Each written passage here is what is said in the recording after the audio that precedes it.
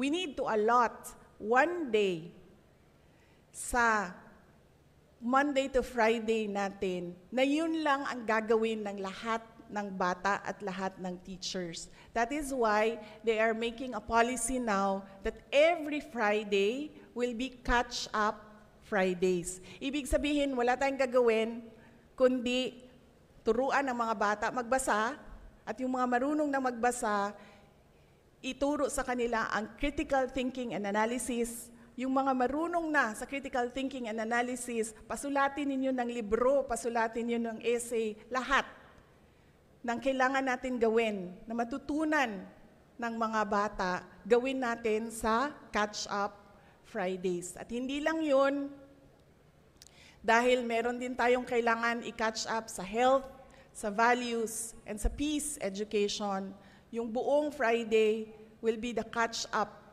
Fridays para sa anong gusto nating makita na mga kabataan sa darating na mga panahon. Anong gusto natin na makita? Mga batang makabansa. Mga batang matatag, marunong magbasa, at makabansa.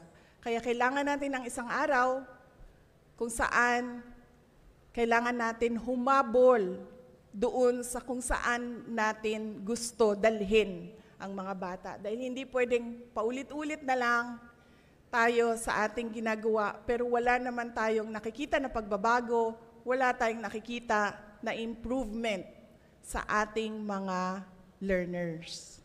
So starting January 12, 2024, every Friday will be catch-up Fridays, particularly for reading. All learners, subukan lang natin, tingnan natin kung meron tayong makikita na pagbabago after we do it during the term of President Marcos. 6 years natin gawin. Habulin natin kung ano yung mga kailangan nating habulin na kailangan matutunan ng mga bata.